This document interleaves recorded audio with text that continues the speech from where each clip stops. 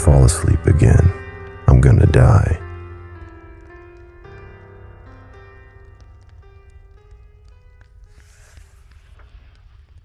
There's nothing I can do. I'm so tired I don't think I can keep myself up anymore. Before I fall asleep, I want to tell someone what happened. No, I need someone to know the truth. This is my last message, so please, let me tell you my story. It began 2 weeks ago, when my coworker, Ari, told me that 3 days without sleep was all it took to kill a guy. I scoff. Listen, I'm in college. I stay up practically every night throughout the week. No way someone could die from just 3 days pulling all-nighters. I'm telling you, man, there's been plenty of research. Look it up. 3 days and you lose your mind. I challenged Ari to a bet. Whoever breaks their sleepless streak first has to take the early shifts for a month with our least favorite team member, G. When G spoke, it was always in paragraphs, mainly consisting of the words I, me, and myself. Combine that with morning coffee and a voice like television static, and you could guarantee a headache during the 5:45 to 11 a.m. slot. The first few nights were easy. Truly, just 3 days was laughable to me. Sure, I was tired and my eyes felt dry and overused as hell, but more in the daytime than at night. Ari and I called throughout the night to prove our sleeplessness, and I used my newfound time to finish coursework. I found I had plenty of time after to endlessly scroll on social media or play games, and time sped by me. When driving to work, the daylight forced me to wear sunglasses because of how sensitive my eyes were to the brightness. Along with that, when I blinked, it took me a few seconds to lose the blurriness and focus. However, it was all manageable, and when the third day passed, I gloated cheerfully at Ari. See, told you so. No crazy here. He grimaced. I don't know. I can't focus on anything, really. And I keep feeling really uncomfortable, like I'm being watched all the time. Even my clothes feel like they're suffocating me right now. I shrugged. Well, the quote being watched over unquote is probably from G, who's glaring at us for spending 5 seconds too long on break. Motherfucker thinks he's a manager or something. Ari looked pretty tired and kept yawning throughout the day. I reminded him he could quit whenever with a grin. To be honest, I felt pretty out of it too, but the idea that I could rub this in his face made me giddy. Looking back, perhaps it was the deprivation making my already asshole self even more manic. I chuckled to myself out loud more than I'd like to admit, even when Ari wasn't talking to me. 5 days in, I lost Ari. During our late-night call, my scrolling trance was broken by a violent crunch coming from his side. It was a terrible, hair-raising noise, like watermelon being crushed under a truck. I felt the color drain from my face. Ari, you good? I called out. No answer. I freaked the fuck out and called out his name louder and louder till I was screaming. I was shaking from dread, but I managed to hang up and call the police. By the time I drove over, he was gone. They didn't bother to put his body in the ambulance and softly informed me he was dead on arrival. Oh, what the hell happened? A break-in, I sputtered. The police officer shook her head and looked down. She stated what would soon become their official statement. He quietly passed away in his sleep. They asked me a couple questions. I didn't know his family or other friends. I was his coworker at XXX. I showed them my location tracker app, which showed me at home at the time of the incident, as well as the drive over. I told him he stopped responding on call, and I was worried because I knew he lived alone. They told me they would contact me if need be, possibly after an autopsy and forensics. They also provided me with contact information for support resources. I don't even know how I managed to drive home. I sat on the curb of my driveway for a few hours silently. Mosquitoes came to feast, but I didn't feel a thing. I remember wishing the curb would just slide me away, down the gutter, into the sewers, until I was washed away into nothing. I sat there numb until the sun came up. I couldn't sleep for 2 days after that, even if I wanted to. I was given leave from work and school, and I stayed alone at home, missing a couple meals. I didn't tell my family, who lived states away, about R's passing. I didn't return my friends' calls or texts. I felt like R's death was my fault, and my emotions split between anger and fear. It had to be the sleep deprivation, right? Wasn't I responsible? Why didn't I tell the police about that sound I heard that night? What was it? I could barely close my eyes, with these thoughts pounding in my head as though threatening to burst through. As irrational thoughts circled in my mind, I spiraled into despair, curling into a ball on the floor. Blinds closed, I couldn't tell day from night. My body and mind wanted me to rot away, and I listened. Lying there on the cool wood floor, some tears lubricated my aching eyes, and I let sleep take over me. I woke up with a jolt to many strange sensations all at once. Damp moss under my hands, the sounds of wildlife, and the petrichor from rotting bark filled my senses. The rain was light enough it felt more like a fog misting my face. My eyes adjusted to the sparkling night sky, and I found myself in a forest that I was a stranger to. Before I had time to think, a thunderous thump reverberated through the ground. It was heavy enough for some branches to fall from the trees. Then another one, closer. I scrambled to pull myself up and was nearly flung back to the ground by another thud. Closer, I gasped and ran to the side, hoping to get out of the way of whatever that thing was. I hugged the trunk of a tree, stabilizing myself as I tried to discern the direction of the monstrous movements. Suddenly, they stopped. I held my breath as though that would keep me safe. Gripping the tree for life, I desperately tried to make out anything in the sky above. Only then did it dawn on me that I couldn't see the stars anymore. Before I had time to react, the trees surrounding me crushed into my body. I screamed and felt myself lifting up into the air in a fistful of terrain grabbed by the monstrous being. My legs were caught between two tree trunks, and I felt them crunch along with the branches. It hadn't nabbed me quite in the center of its grip, so my arms and torso were dangling to the side in the air as it pulled me up. Desperate to wiggle myself free, I yelled in pain as I pulled and dragged the rest of my body away from my mangled legs, and I finally began to tilt and fall back towards the ground. I began gaining speed as I dropped, hurtling towards the ground below me when I woke up in a cold sweat on my floor.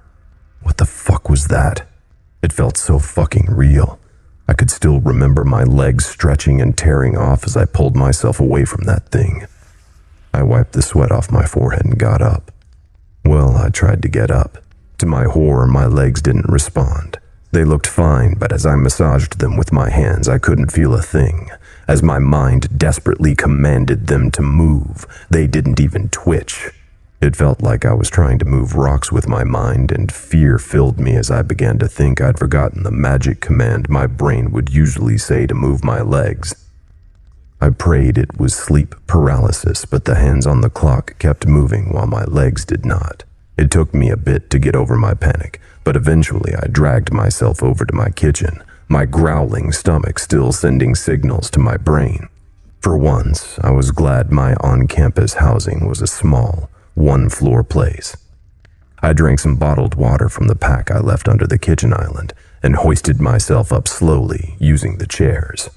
For once, I was also glad that the chairs were bolted down. I ate some bananas from the fruit bowl. Once seated, I moved my legs to a visually comfortable position.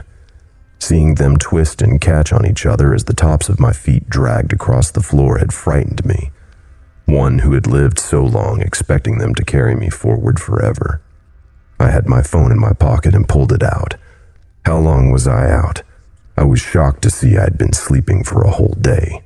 I contemplated calling the police for help, but I was afraid because I wasn't completely honest about what happened to Ari. Unreasonable, I know, but my heart wouldn't stop pounding when I tried to dial those 3 numbers. I decided to call my family. I told them I was struggling here and that I'd gotten a leg injury that made it difficult to move. They told me they'd take a day off and book a flight over when they could, and I thanked them and hung up. I wish I had told them that I loved them and not to miss me too much. Now I'm glad they won't be here in time. Exhausted from hauling myself up to the countertop and shrunken stomach content with the meal, I closed my eyes as the oversleep drowsiness lulled me to sleep again. Sharp, overwhelming pain coursed through my body, along with adrenaline and shock. In moments I knew where I was. Same forest, same night sky, same trees crushing my legs. I was still in its grip, legs mostly attached to my body. Unlike last time, I yanked myself apart and dragged my body away early enough to have a survivable fall to the ground below. I could hear the trees continuing to crack and splinter in its grip as it brought it up high, perhaps inspecting it. Now that I knew it could see in the dark, and also due to my low mobility and depleting strength, I rolled into a small recess in the ground and covered myself as best I could with soil, moss, and dead leaves. As I lay deathly still and quiet, a shrill screech echoed through the air, blowing back the trees. Thuds shook the ground so close that I was bouncing up and down. I sobbed in fear, stifling my mouth with my fist, leaving deep indents on my finger. A step flattened the trees and foliage to my side about 3 feet away from my body. I squeezed my eyes shut. Please, please, please, I prayed for the first time. I begged for safety, feeling my consciousness flutter as I felt the pool of my blood deepen. When I opened my eyes, I saw a figure in the darkness, sitting down with his back on a tree across from my hiding place. My blood ran cold and I didn't feel pain anymore for a moment. It was Ari. Not in life, but in death. His skull and body were crushed to a gut-drenched, bloody mess, yet he was looking at me, I could tell. He opened the undistinguishable mash that used to be his mouth and said, "It's found you." The giant being grabbed me in its hands, this time dead on. It pulled off an arm in a slow, delicate twist and tossed it into its mouth. Then the other. Finally, its pearly teeth glinted in the moonlight for a moment before I was engulfed. I was screaming for help. From Ari, from anyone, when I woke up. I called the police using Siri. They brought me to the hospital, where doctors had no clue what to do with me. There was no problem evident, no blood clot, nerve or spinal injury, or stroke. They decided to keep me under watch for a few days, monitoring my condition. I told them not to notify my family. I requested a DNR order. At night, when the nurses left my hospital bed, I had time to think by myself. The last dream brought me back in time before my leg injury. Could there be a chance to escape this time? But I knew there wasn't. I had been losing too much blood in the dream world and would only prolong my life, perhaps by minutes or seconds. I was terrified to fall asleep, so afraid of death to the creature in my dreams, of seeing her again. I begged doctors not to use any sedatives or anesthesia. I pretended to sleep at night when nurses came in to check on me. I kept up my facade for 2 sleepless nights, but I was yawning uncontrollably and often, and it took from a couple seconds to a minute for my eyes to be able to focus. My dark circles became evident, and the nurses looked ever more concerned for my health. However, soon enough, the doctors lost interest in determining a diagnosis as new patients flooded in. By the 3rd day, only one nurse looked after me. In the evening, I talked with the nurse after dinner. I learned that she goes to my college and she was here for her clinicals as a part of the nursing program. I cried, telling her I never thought I'd miss school. So many things I'd taken for granted. She looked at me sadly and asked, "What about sleeping? Don't you miss that?" I shook my head. "I can't. I get nightmares." She reassured me, "Hey, this time will be different, I promise." The hair stood on the back of my neck as fear crept into my mind. "What do you mean?" "I gave you a little melatonin. It'll knock you right into deep sleep and help you relax. Don't worry." She smiled.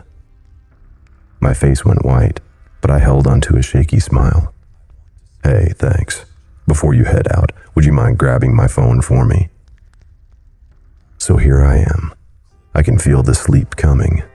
I'm using speech to text, but I hope you all have been able to understand me. I just needed a place to put my story. I don't know who else will believe it. To my family, I'm sorry for not telling you everything. I love you, Mom and Dad.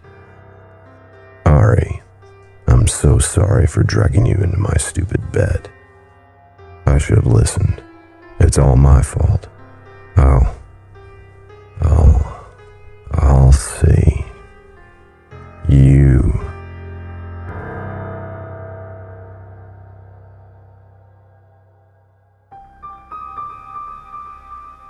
Thank you for listening and delving into the dark with me. I would be so grateful if you please click the thumbs up, subscribe, and leave a comment. The more engagement this video gets, the more YouTube will push my content to others, and thus our twisted little community will grow. All stories read on this channel will be available on Spotify, iTunes, iHeartRadio, and many other podcast apps. Links are in the description. Thank you again for listening, and I look forward to hearing from you.